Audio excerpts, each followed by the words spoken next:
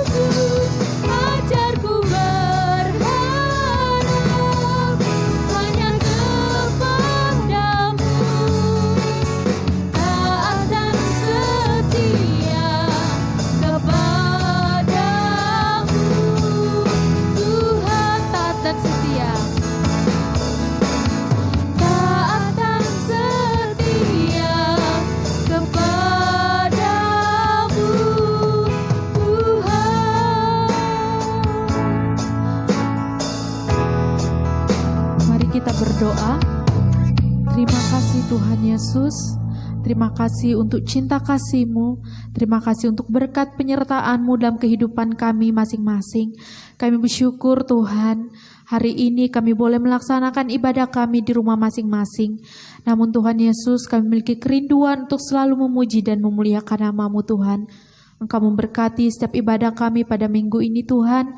Biarlah Tuhan Engkau memberkati ibadah kami dari awal, pertengahan hingga berakhir. Terpuji nama-Mu Tuhan, ini doa kami. Haleluya, puji Tuhan. Amin. Kita mau menyanyikan pujian sukacita kita. Kita mau sama-sama katakan, ku kasihi kau dengan kasih Tuhan. Kita mencintai bahwa kita dalam keluarganya Tuhan.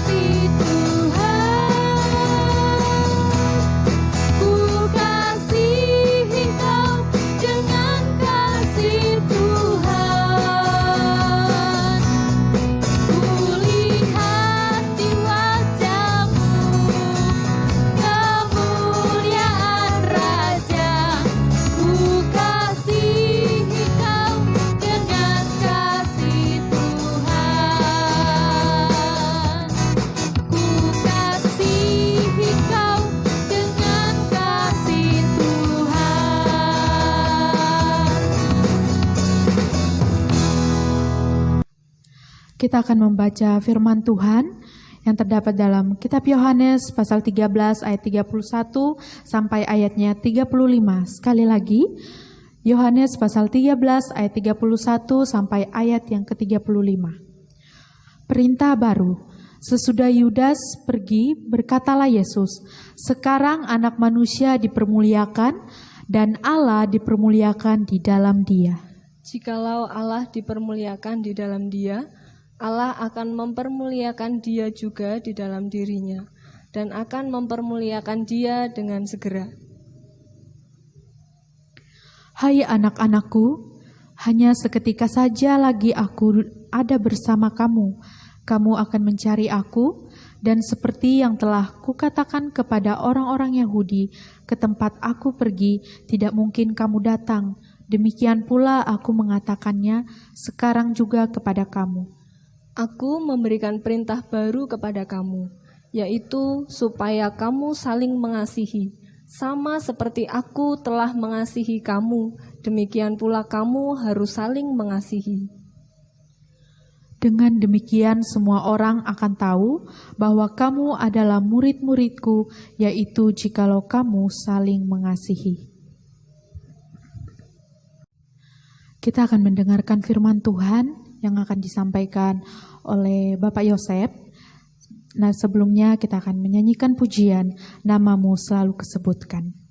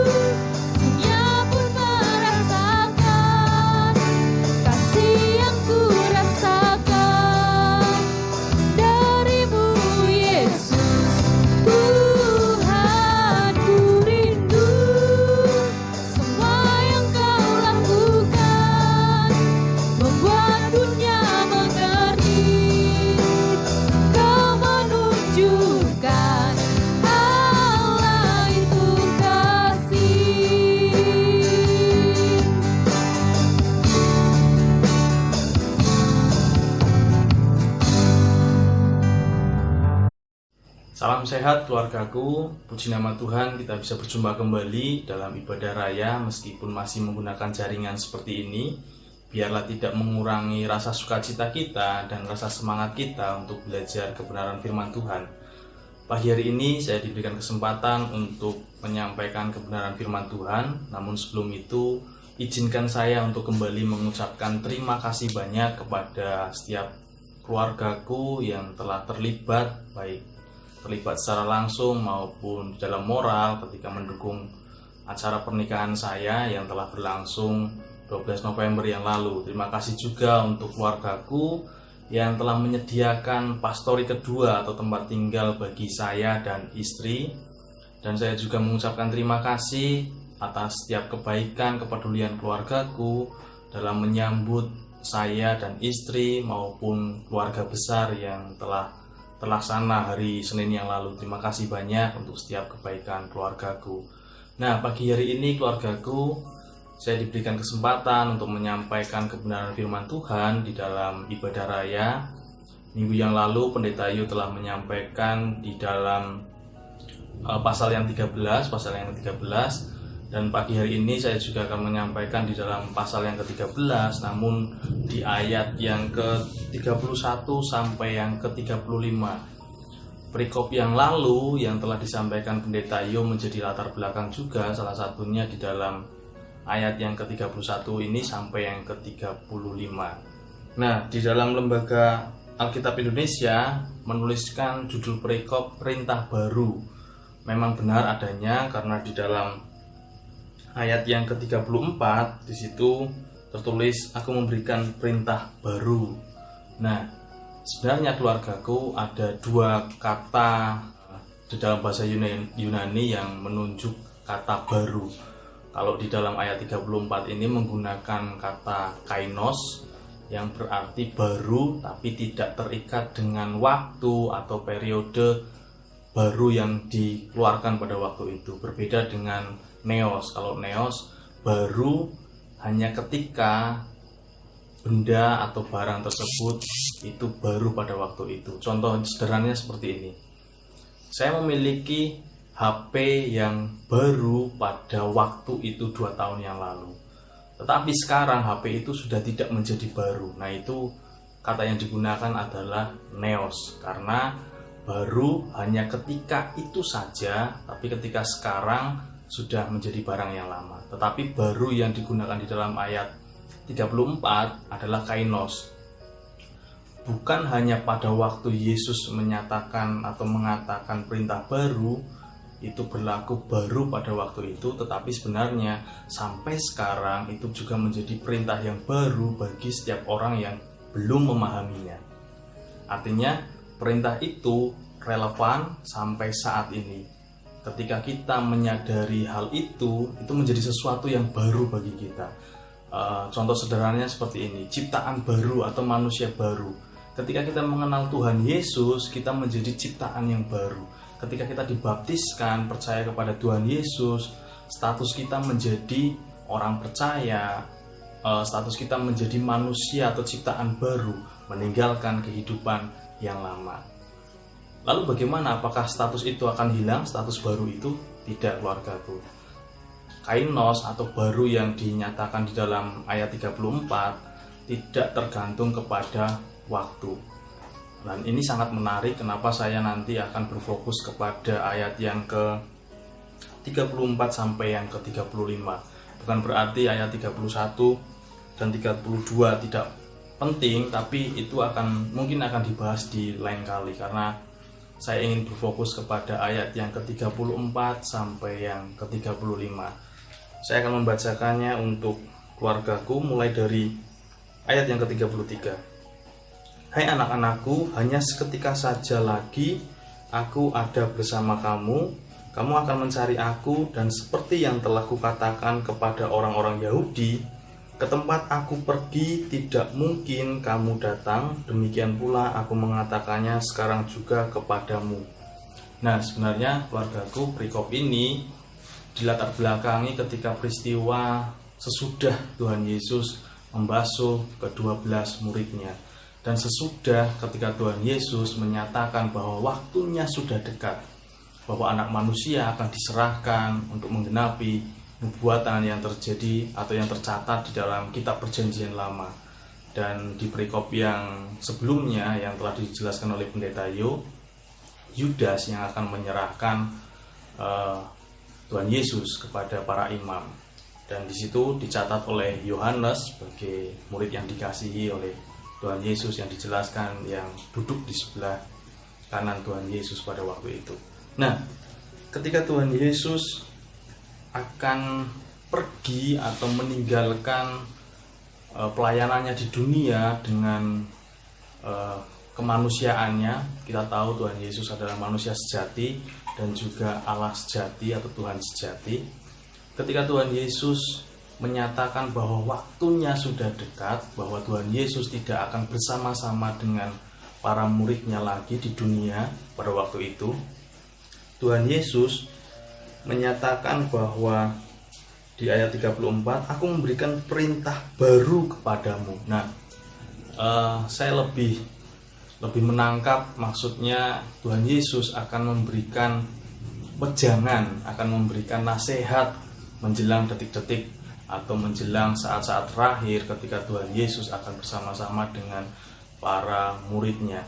Seperti hari Senin yang lalu ketika orang tua mengantar saya dan istri di pastori kedua di Ungaran Timur, mereka juga memberikan nasihat, memberikan wejangan karena mereka tahu bahwa saya ataupun istri sudah tidak lagi tinggal bersama-sama mereka di rumah yang mereka tempati, dan pastinya sebagai orang tua yang mengasihi anaknya memberikan nasihat, memberikan wejangan, nanti di sini harus bagaimana, seperti apa, bersikap seperti apa, apalagi melayani jemaat harus bersikap seperti apa.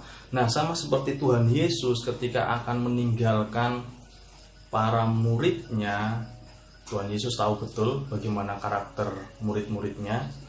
Tuhan Yesus memberikan perintah baru, dan perintah inilah yang menurut saya sangat menarik keluargaku.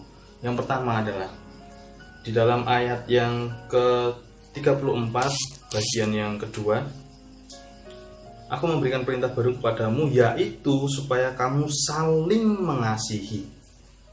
Perintah yang Tuhan Yesus nyatakan adalah saling mengasihi. Kenapa hal ini menarik? Karena ada kata saling. Saling berarti adanya keterlibatan antara dua orang atau lebih, bukan hanya satu orang yang aktif, tapi dua atau lebih, atau orang-orang tersebut memiliki keaktifan. Contoh sederhananya gini, ketika saya memberikan uang kepada adik saya, kalau di situ menggunakan kata saling memberikan uang, saya dan adik saya, berarti bukan hanya saya yang memberikan uang, tapi adik saya juga memberikan uang kepada saya. Sama halnya seperti Tuhan Yesus menyatakan saling mengasihi, bukan hanya satu murid yang mengasihi murid yang lain, tetapi semuanya harus saling menaruh kasih. Baik itu Yohanes, Petrus, dan yang lainnya saling mengasihi.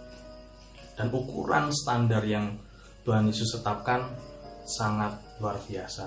Tuhan Yesus menyatakan bahwa ketika murid-muridnya harus saling mengasihi, di situ standarnya adalah di ayat yang ke-34, masih yang ayat 34, sama seperti aku telah mengasihi kamu, demikian pula kamu harus saling mengasihi. Standar kasih yang ditetapkan oleh Tuhan Yesus adalah kasih Yesus. Kasih yang murni, kasih yang tanpa syarat, kasih yang sungguh-sungguh tanpa embel-embel. Layaknya kita dengan panggilan akrab keluargaku, pasti di dalamnya dibutuhkan saling mengasihi. Bukan hanya pendeta yang mengasihi jemaat, tapi juga jemaat mengasihi pendeta. Demikian pula jemaat juga mengasihi jemaat. Karena kita semua sebagai keluarga, bukan hanya orang tua yang mengasihi anak, anak pun juga mengasihi orang tua. Dan standarnya adalah kasih Yesus. Kita tahu keluargaku, Tuhan Yesus datang ke dunia ini untuk menyelamatkan kita yang berdosa. Kasih Tuhan Yesus yang luar biasa, yang begitu besar, itu menjadi standar. Kita mengasihi bukan karena sesuatu yang akan kita dapatkan, tapi karena memang kita sudah merasakan kasih itu, kasih yang sungguh-sungguh daripada Tuhan. Nah, keluargaku, hal yang pertama adalah kita harus saling mengasihi. Baik, mungkin ada orang-orang yang menyakiti kita, Tuhan Yesus pun mengajarkan untuk tetap mengasihi, saling mengasihi. Keterlibatan bukan hanya satu orang, tetapi kedua-duanya atau lebih dari dua orang memiliki keterlibatan, keaktifan dalam mengasihi. Hal yang kedua adalah standarnya.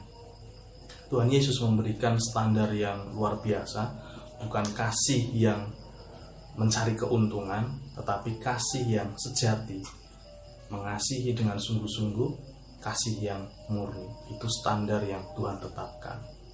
Karena jika kita mengasihi hanya sekedar ingin mendapatkan sesuatu, kasih itu akan bertahan tidak lama, hanya sementara. Tetapi jika kita mengasihi dengan sungguh-sungguh, tanpa syarat, sekalipun mungkin orang yang kita kasihi tidak mengasihi kita, membenci kita, kita akan tetap mengasihi dia.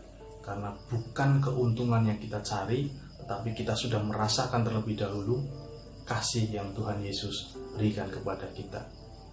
Mengapa saling mengasihi dan standar Tuhan Yesus, kasih Tuhan Yesus itu menjadi bagian yang penting dalam kehidupan kita? Di ayat yang ke-35 Tuhan Yesus menjelaskan, dengan demikian semua orang akan tahu bahwa kamu adalah murid-muridku, yaitu jikalau kamu saling mengasihi. Kita dipanggil untuk menjadi orang percaya, bukan hanya sekedar menikmati keselamatan itu sendiri, tapi kita juga dipanggil untuk menyebarkan, untuk memberitakan keselamatan itu. Bagaimana kita bisa menyebarkan, bagaimana kita bisa memberitakan keselamatan itu? Salah satunya ini, Tuhan Yesus menjelaskan. Ketika kita saling mengasihi, kita mencerminkan karakter Tuhan yang kita pelajari, yang kita terima dari keteladanan Tuhan Yesus. Di situ sangat jelas, keluargaku, dikatakan dengan demikian semua orang akan tahu, semua orang akan melihat. Ketika kita mengasihi, saling mengasihi, semua orang akan tahu bahwa kita adalah murid-murid Tuhan Yesus. Dengan demikian semua orang akan tahu bahwa kamu adalah murid-muridku, yaitu jikalau kamu saling mengasihi.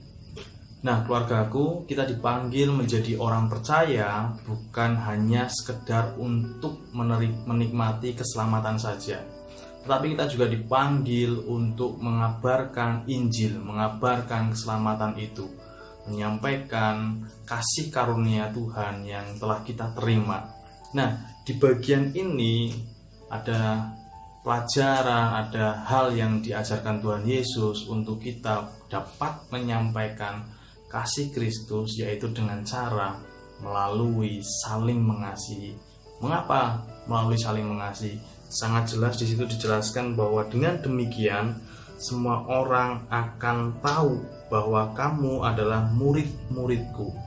Pelajaran yang ketiga yang bisa kita ambil adalah saling mengasihi dapat memberikan kesaksian bagi orang-orang yang melihat kehidupan kita, melihat kasih kita, melihat kasih yang kita nyatakan, kasih yang kita teladani dari Tuhan Yesus. Nah, seperti halnya personal branding, keluargaku, atau ciri khas, kasih menjadi ciri khas utama orang Kristen. Nanti ada bagian Alkitab, bagian firman Tuhan yang lain yang menjelaskan orang-orang Kristen pada waktu itu dipanggil Kristen karena mereka mengikuti cara hidup, mengikuti ajaran Tuhan Yesus. Mereka hidup sama seperti Kristus atau Tuhan Yesus hidup di dunia. Nah, ketika kita saling mengasihi, bukan hanya berdampak kepada anggota keluarga atau orang-orang yang kita kasihi, tapi juga berdampak bagi orang-orang di sekitar kita yang melihat kita, yang melihat kasih kita. Orang-orang akan tahu, akan melihat bahwa kita adalah murid-murid Yesus yang memiliki kasih yang sama seperti Tuhan Yesus. Itulah sebabnya, keluargaku, mari kita saling mengasihi, memiliki dasar kasih yang benar, yaitu keteladanan Tuhan Yesus ketika mengasihi kita, dan kita mencerminkan karakter Tuhan Yesus sehingga orang-orang di sekitar kita bisa melihat kasih Tuhan Yesus yang ada di dalam hidup kita, yang kita praktekkan dalam kehidupan kita sehari-hari, sehingga mereka juga dapat melihat kasih karunia yang telah Tuhan Yesus berikan bagi kita. Mari keluargaku, kita saling mengasihi, memiliki kasih yang benar, dasar kasih yang benar, dan kita mencerminkan karakter kasih, karakter Kristus, yaitu kasih yang sejati. Dan biarlah orang-orang boleh menerima berkat dari kehidupan kita, dari cara kita untuk saling mengasihi.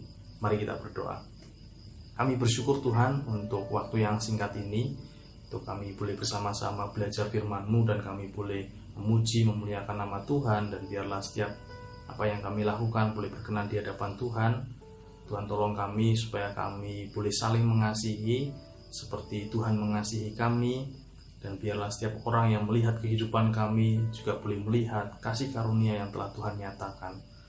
Terima kasih Tuhan, menyerahkan kehidupan kami selanjutnya ke dalam tangan kuasa-Mu. Di dalam nama Tuhan Yesus kami telah berdoa dan mengucap syukur. Haleluya. Amin. Kita telah mendengarkan firman Tuhan. Biarlah firman Tuhan yang kita dengarkan boleh kita tanamkan dalam kehidupan kita, serta kita dapat lakukan di dalam kehidupan kita. Oleh sebab itu, untuk meresponi firman Tuhan yang telah kita dengarkan, kita mau sama-sama katakan, ajar kami Tuhan untuk menghitung hari-hari kami.